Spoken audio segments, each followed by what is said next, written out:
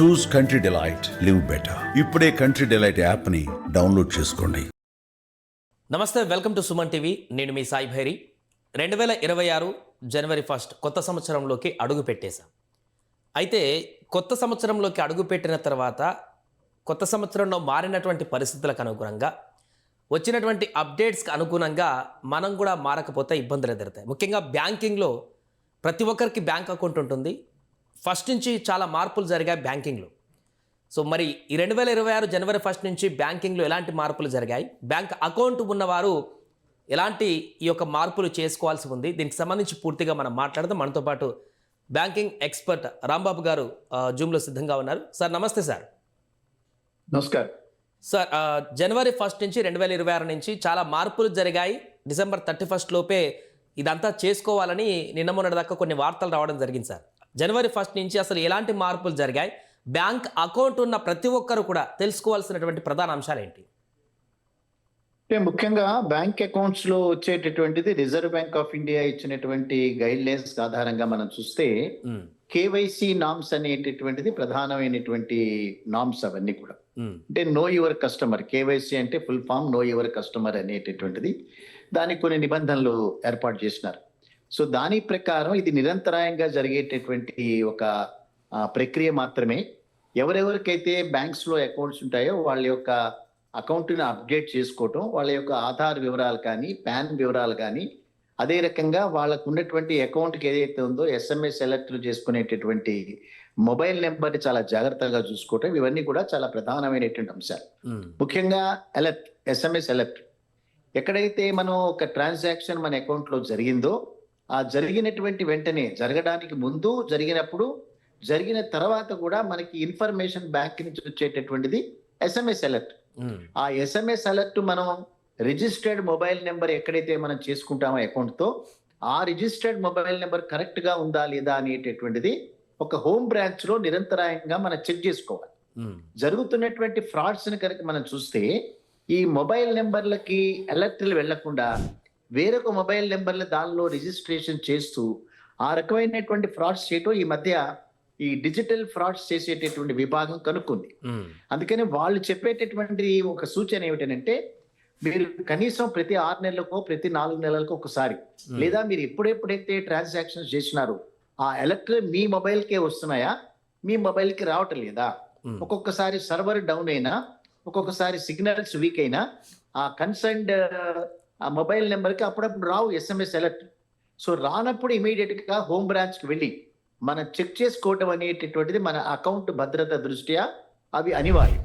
జరిగిన తర్వాత, చేతులు కాలిన తర్వాత ఆకులు పట్టుకోవటం కంటే, జరగక ముందే మన అకౌంట్ లో మనం చేసేటటువంటి ట్రాన్సాక్షన్స్ మన నోటీస్ లోకి ఉన్నాయా లేదా. ఎస్ఎంఎస్ అలర్ట్ ముందు ఎట్లా వస్తుంది, ఫలానా చెక్ ప్రెజెంట్ చేయబోతోంది. ఇప్పుడు ఫిజికల్ గా ఏ బ్రాంచ్ లో కూడా ట్రాన్సాక్షన్స్ రూపంలో చెక్కులు కావటం లేదు. చెక్కులు క్లియరెన్స్ కోసం వేరే విభాగాలు ఉన్నాయి. అదే రకంగా ఈ రోజు కనుక మనం ఒక చెక్ కలెక్షన్ కనుక ఇస్తే అది సాయంత్రానికో రేపు పొద్దునకో వచ్చేటటువంటి విధంగా మార్పులు అభివృద్ధి చెందే.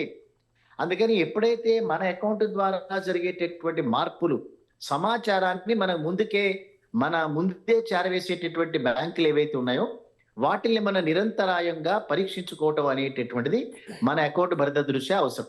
అందుకని know your customer, KYC norms ని అప్డేట్ చేసుకోవటం, ఎస్ఎంఎస్ అలర్ట్ల రూపంలో మన అకౌంట్ నెంబర్, మన మొబైల్ నెంబర్ ని సరిగ్గా వస్తుందో లేదా చూసుకోవటం అనేటటువంటిది ఖాతాదారుడి యొక్క ప్రధానమైనటువంటి బాధ్యత. అండ్ ఇంకొకటి సార్, ప్రధానంగా ఒక 20,000 రూపాయలు కూడా యూపీఐ ట్రాన్సాక్షన్ చేస్తే, అంతకు మించి ఎక్కువ చేస్తే ఒక పర్సన్ దాన్ని లెక్క చూపించాల్సిన పరిస్థితి ఏర్పడుతుందని కొన్ని వార్తలు కూడా వస్తున్నాయి. అలాంటి గైడ్ లైన్స్ ఏమన్నా ఉన్నాయా, అంతకుముందు ఉన్నాయా, లేకుంటే ఈ సంవత్సరం ఏమైనా మార్పులు చేర్పులు జరిగాయా ట్రాన్సాక్షన్స్కి సంబంధించి? ఇంతవరకు అటువంటి మార్పులు ఏమి లేవండి. మార్పులు అంతకు మునుపు ఉన్నటువంటిది ఇవాళ వరకు కూడా ఉన్నటువంటిది ఏంటంటే 10 లక్షల రూపాయలు క్యాష్ ట్రాన్సాక్షన్స్, అంటే ఏదైనా ఒక ఖాతాలో సంవత్సరం లోపల 10 లక్షల రూపాయలు పైబడి కనుక క్యాష్ విత్డ్రాల్స్ కనుక చేసే మాట అయితే అది తప్పనిసరిగా ఇన్కమ్ ట్యాక్స్ డిపార్ట్మెంట్ కి దాన్ని బ్యాంకులే చేరవేస్తాయి సమాచారాన్ని.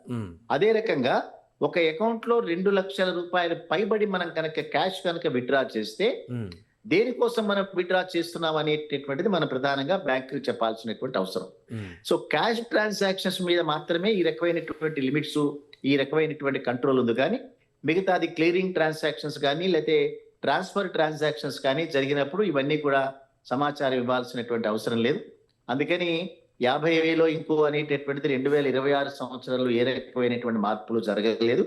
క్యాష్ ట్రాన్సాక్షన్స్ చేసేటప్పుడు మాత్రం తప్పనిసరిగా అవి ఎందుకు మనం దాన్ని క్యాష్ విత్డ్రా చేయాల్సి వస్తుందని ఇవాళ కాకపోయినా రేపైనా డిపార్ట్మెంట్ కి తెలియజేయాల్సిన అవసరం ప్రతి ఖాతాదారుడి మీద మాత్రం ఉంటుంది. అంటే జనరల్గా ఇప్పుడున్నటువంటి నామ్స్ ప్రకారం ఒక యూపీఐ ట్రాన్సాక్షన్ ద్వారా డైలీ ఎంతవరకు ట్రాన్సాక్షన్ చేయొచ్చు సార్ ఒక పర్సన్? ఒక్కొక్క బ్యాంకు ఆ యూపీఐ ట్రాన్సాక్షన్స్ లో ఒక్కొక్క లిమిట్స్ పెడతారు. ఎట్లా పడితే మనం అట్లా 2 లక్షలు 3 లక్షలు మనం ట్రాన్స్ఫర్లు చేసుకోవడానికి కుదరదు. కొన్ని బ్యాంకులు 35,000 రూపాయల వరకు మాత్రమే అలౌ చేస్తాయి. కొన్ని బ్యాంకులు 50,000 రూపాయల వరకు కూడా యూపీఐ ట్రాన్సాక్షన్స్ ఒక ట్రాన్సాక్షన్స్ కి ఒక రోజులో చేసేటటువంటి అవకాశాలు ఉంటాయి. సో చిన్న మొత్తాల ద్వారా చేసుకునేటటువంటి ట్రాన్స్ఫర్లు తప్ప అదర్వైజ్ పెద్ద మొత్తాలు లక్షల రూపాయల్లో కనుక మనం యూపీఐ ట్రాన్సాక్షన్ చేయాలంటే అన్ని బ్యాంకులు వాటిని అలౌ చేయవు. ఖాతాదారుడి యొక్క స్టేటస్ ను బట్టి కూడా ఉంటాయి. ప్రతి ఖాతాదారుడికి ఆ రకమైనటువంటి లిమిట్స్ అనేటటువంటిది ఎక్స్టెండ్ చేయరు. అందుకని అనేక ట్రాన్సాక్షన్స్ మనం 50,000 రూపాయల లోపలే జరిగేటటువంటి ట్రాన్సాక్షన్స్ కాబట్టి ఒక రోజులో ఇంత మొత్తాన్ని మాత్రమే బ్యాంకులు అలౌ చేస్తాయి. ఒక్కొక్క బ్యాంకుకి కొన్ని తేడాలు మాత్రం దీనిలో ఉన్నాయి. సో ఇప్పుడు ప్రధానంగా 2026 అని చెప్పుకుంటే కొత్తగా చాలా మందికి అపోహాలు ఉన్నాయి. అరే ఏదేదో అప్డేట్ అంటున్నారు, 2026లో కొన్ని మార్పులు జరిగాయి బ్యాంకింగ్లో అంటున్నారు. అలాంటి వారికి తెలియనటువంటి వారికి మీరు ఇచ్చేటువంటి సలహా ఏంటి, సూచనలు ఏంటి, అట్లాంటిది ఏమైనా జాగ్రత్తలు ఉన్నాయా? అంటే జాగ్రత్తలు అంటే ఇప్పుడు ఈ గడిచిన 10-11 సంవత్సరాల కాలంలో ఎన్డీఏ ప్రభుత్వం ఏదైతే ప్రభుత్వంలోకి వచ్చిన తర్వాత వీళ్ళు తలపెట్టేటటువంటి కార్యక్రమాలు బ్యాంకింగ్ రంగంలో చాలా పెద్ద ఎత్తున మార్పులకి వీళ్ళు శ్రీకారం చుడుతున్నట్టుగా తెలుస్తోంది.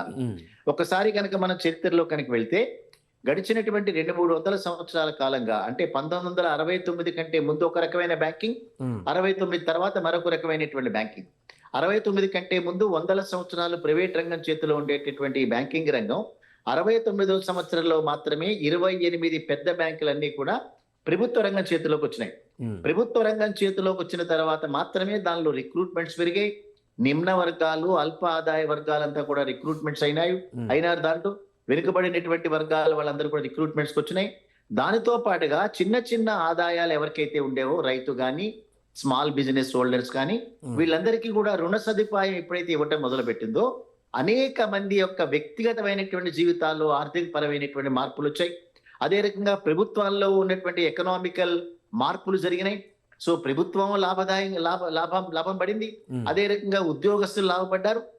ప్రజల్లో కూడా అనేక రకాలైనటువంటి ఆర్థిక పరమైనటువంటి మార్పులు వచ్చాయి.